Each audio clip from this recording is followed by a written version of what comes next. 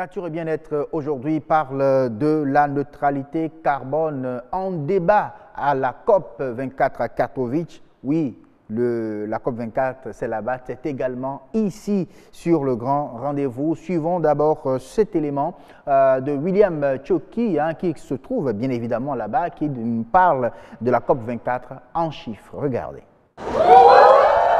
Chaque année, elle draine du monde. Un monde impressionnant venant de 190 pays de la Terre.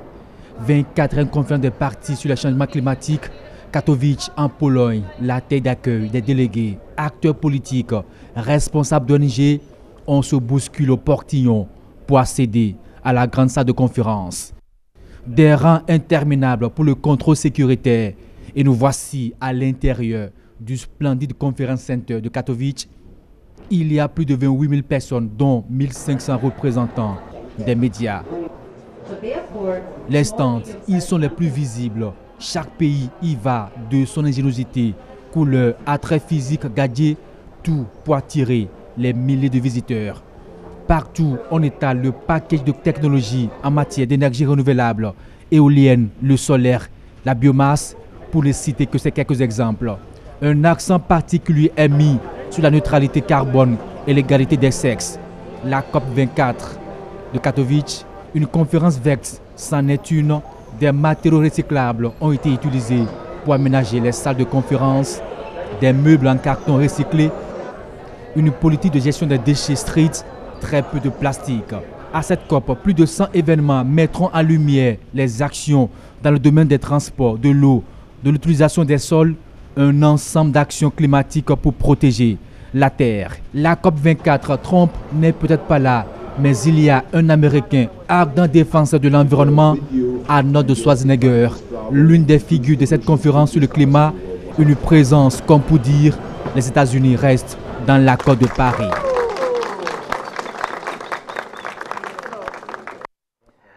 Ah oui, parlons COP24 avec monsieur Edmond Sosoupé, docteur Edmond Sosoupé, qui est enseignant à l'université d'Abomey-Calavi. Bonsoir. Bonsoir, monsieur le journaliste. Merci d'avoir accepté notre invitation de retrouver et de nous plonger au cœur, bien sûr, de la COP24 avec ce soir. Plaisir. Voilà. Bonsoir, Amandine Aniaboso. Bonsoir à vous, Assem Gaba. On est à Katowice ce soir. On est à Katowice depuis lundi d'ailleurs. Ah oui. Et moi, il y a quelque chose que William Tchoki a dit. J'ai bien envie de relancer la question à notre invité ce soir.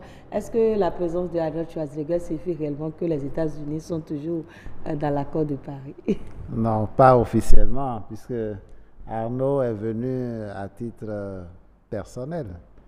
Parce qu'il est un défenseur de la nature. C'est un défenseur de la nature. Il y en a un bon nombre d'Arnaud aux États-Unis, des gens qui sont vraiment climato-optimistes, qui pensent qu'on ne peut rien faire sans le climat, mais la ligne politique actuelle des États-Unis, tenue par le président Trump, dévie un peu par rapport à l'accord de Paris. Okay, l'autre sujet au cœur des débats à Katowice, c'est la neutralité carbone. Quand on parle de neutralité carbone, on parle de quoi?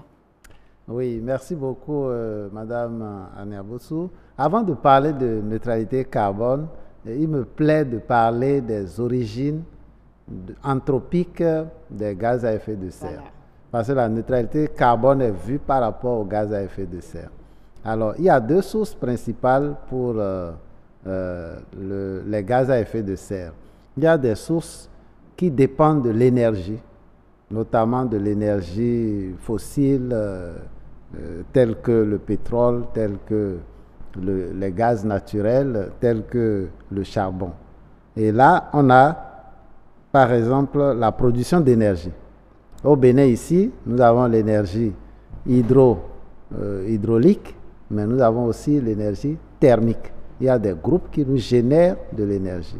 Donc, au niveau mondial, ces formes de production d'énergie produisent beaucoup de gaz à effet de serre. Il y a les transports. Vous n'êtes pas sans savoir que nos automobiles utilisent de l'essence. Et donc, à la suite de la combustion, une bonne partie de dioxyde de carbone. Encore que c'est des véhicules qui ne sont pas trop neufs. Voilà, surtout que chez nous, qui polluent beaucoup plus l'environnement. Les plus jeunes ont au moins 10 ans, donc voilà. Mais il y en a qu'on achète neuf aussi.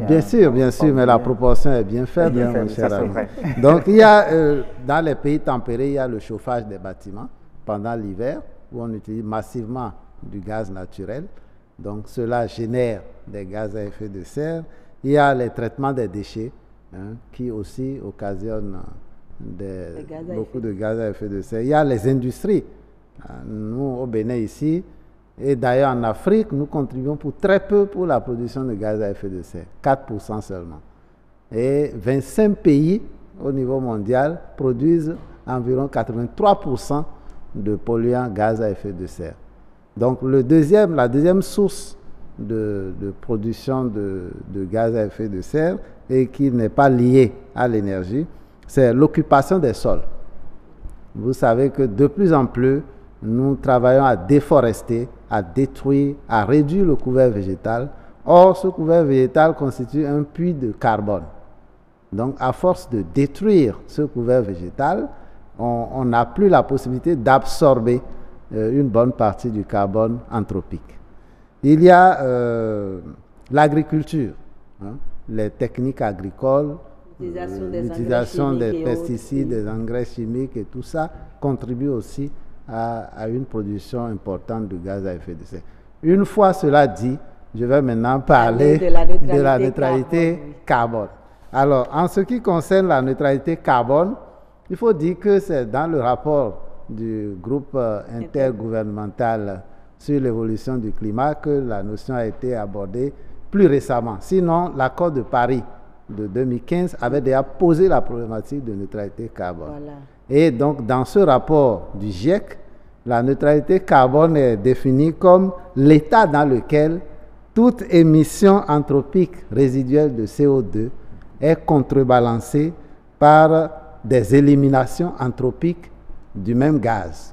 En français, plus de manière à ce que la quantité de gaz à effet de serre qu'on produit de par nos activités est éliminée exactement par les comportements que nous avons pour réabsorber ce dioxyde de carbone.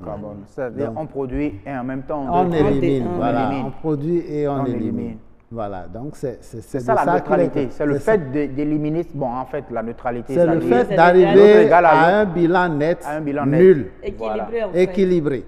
La quantité produite est égale à la quantité éliminée. Donc là on parle de neutralité carbone. Et bon, les pays ont jusqu'en 2050 pour atteindre cette neutralité carbone, est-ce que c'est possible? Oui, bien sûr, il y a plusieurs façons pour arriver à cette neutralité carbone et c'est ça qui est intéressant. La première façon, c'est d'accroître en priorité les efforts de réduction de la production de gaz à effet de serre. Et deux scénarios sont possibles.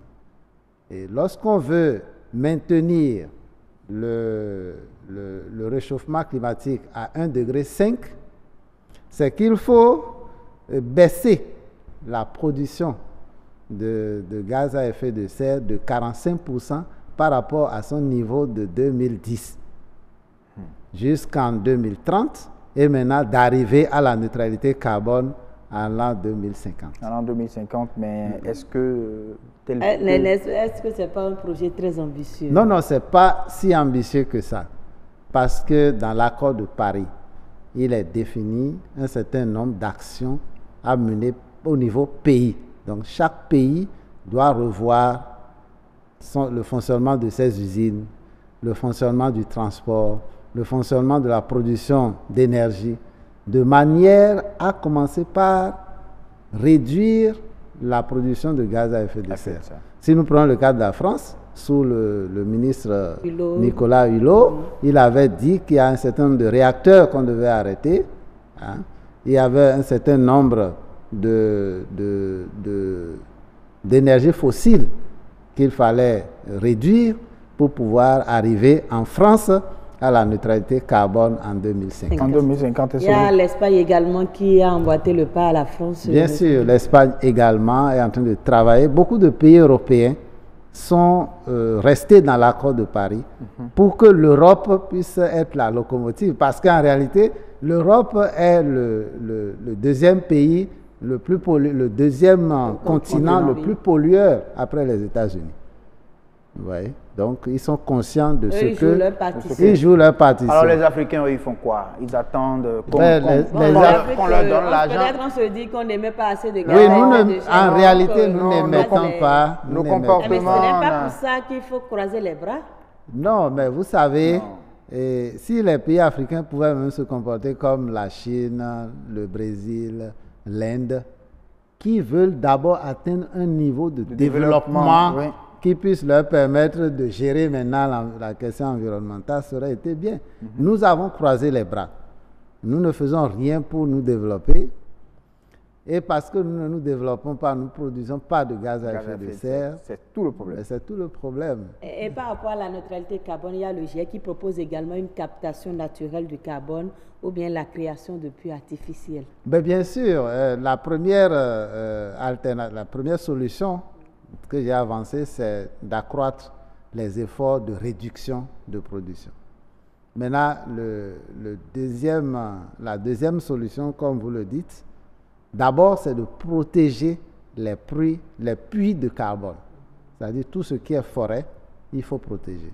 Tout ce qui est mangrove, il faut protéger. Parce que la mangrove est une formation, est une essence végétale de type particulier qui a la possibilité de fixer 11 tonnes de dioxyde de carbone à l'hectare. Je l'avais dit dans d'autres émissions, parce que la mangrove a des équipements qu'on appelle les stomates, aussi bien au niveau des feuilles, ce qui est le cas pour tous les végétaux verts, mais aussi au niveau de son corps, de la tige, des branches, tout ça. Donc, elle a la possibilité de fixer une quantité inimaginable de dioxyde de carbone par la photosynthèse. Donc, pour cette raison, nous devrions normalement protéger nos mangroves. Nous, on veut de l'argent pour protéger. Je suis le cri de détresse du professeur Michel Bocor, qui n'est pas d'accord avec les coupes de mangroves. Je suis parfaitement d'accord avec lui. Oui. Et nous devons, ça c'est des comportements éco-citoyens. Quand on parle de mangroves, on en a quand même au On en a, et on peut conserver ça. Et on en a tellement détruit. On en a suffisamment détruit. Bon, à l'ABE, on essayait de faire de la végétalisation pour reconstituer ces mangroves. Ça se poursuit, mais c'est un travail de beaucoup de gens. Maintenant, la dernière façon de réduire... Rapidement.